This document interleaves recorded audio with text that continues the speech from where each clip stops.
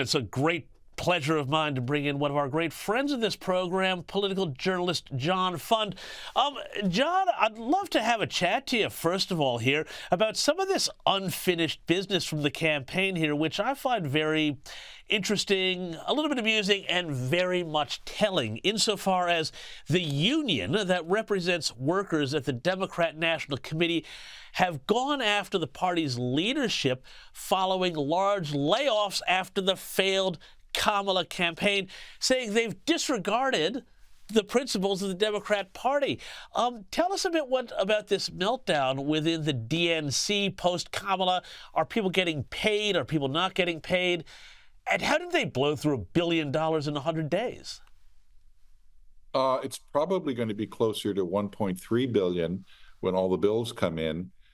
They blew it on everything from, paying Oprah Winfrey's production company for a town hall meeting, paying Beyonce's production company, ads that nobody wanted to hear or see because they didn't really tell anything about what Kamala Harris would do as president, and they had no separation between her and Joe Biden, who was one of the most unpopular presidents in American history. In other words, she might have done better with no advertising and saved the money for her Hawaiian vacation, which is where she is now. And I mean, isn't it true, though, that, when you were going through that campaign, when you looked at the polls, when the side in the campaign said, well, we need to see more of her, the more people saw of her, the less they liked her. Well, what they saw of her, they liked. She was an attractive figure. It's just when she opened her mouth, there was nothing there but word salad and meaningless verbiage. And she had nothing to say other than joy and fascist and Hitler and stuff like that. And you left out brat. But, hey, listen, Brat, I want to... yes. Brat, yeah, we're all brat. Are you feeling brat today, John? But seriously, though, let's look also, too, at what's happening right now this week, because, the Democrats also portray themselves as the party of norms and, doing things by process in the book. And yet, this week, Homeland Security Secretary Alejandro Mayorkas and FBI Director Christopher Wray did not show up to provide testimony at a hearing scheduled Thursday before the Senate Homeland Security. They blew it off for the first time in at least 15 years that this has happened. What is going on here? What are they trying to hide? Well, I don't think they're necessarily trying to hide that much. Remember, the Democrats still control the Senate, so the questioning would have been relatively friendly. I just think they're tired of defending policies that they know didn't work. Some of them, in some cases, they were ordered to by the White House. And also, they probably had a conflict with the moving company, which is going to have to come and take their possessions and put them away in a secure storage facility after January 20th. So maybe they're preoccupied with a premature move. Who knows? Who knows? But, speaking of people testifying here, well, this was very interesting because you remember in the wake of that devastating hurricane through Florida, there were allegations, claims that now seem to be true, that emergency workers from the federal government said they would not go and provide aid or talk to people in houses that had Trump banners or Trump signs out the front. Well, check this out. FEMA, that's the Federal Emergency Management Agency Administrator, Deanne Criswell, was grilled at the House Oversight and Accountability Committee this week over those accusations in the aftermath of Hurricane Milton.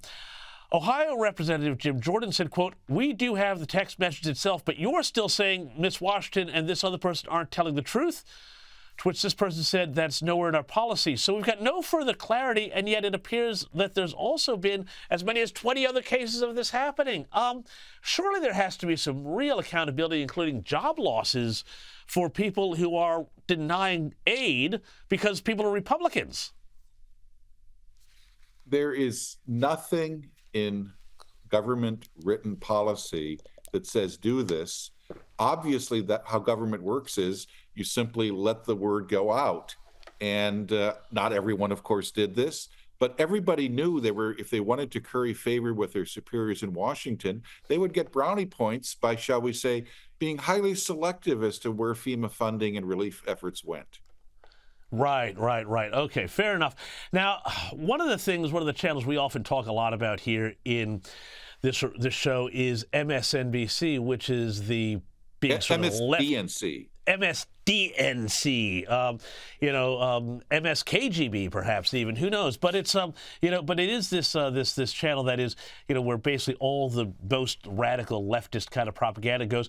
Well, apparently telecom giant Comcast has announced that it's going to spin off and create several NBC networks, threatening MSNBC's even existence through a new company called SpinCo, and apparently people at MSNBC are losing their minds about the prospect of potentially losing this platform to pump their nonsense out of the airwaves. What can you tell us more about this?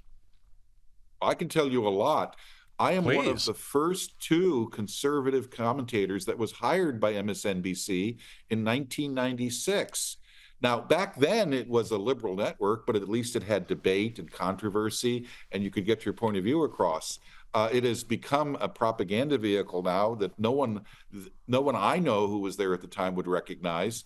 And I just have to say, I enjoyed my time at MSNBC. I was the conservative piñata. They love to take whacks at me, but I can dish it out as well. But this group, I think they're having a nervous breakdown. And I think they're having a nervous breakdown because their ratings have completely cratered since the election. Everything they told their viewers were wrong. Everything. And as a result, their viewers are fleeing, because it's one thing to make liberals feel good when you think you have a chance of winning the election.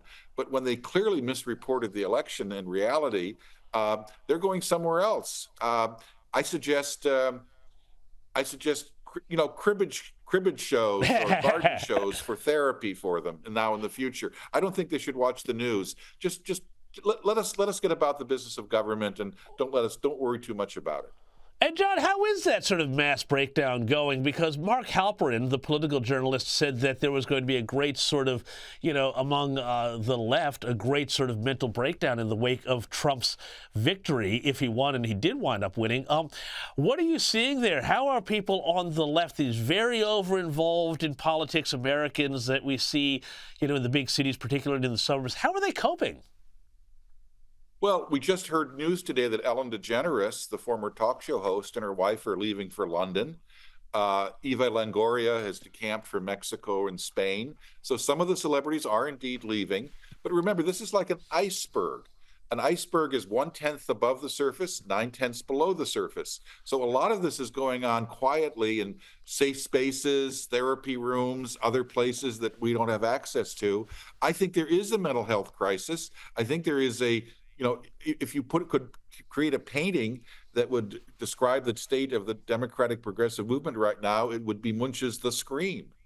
Yeah, well, and of course, we had that young woman who reenacted the Scream back in 2016. I think everybody remembers that so well. I'm not going to do the impersonation, but John Fund, thank you so much for your time, as always.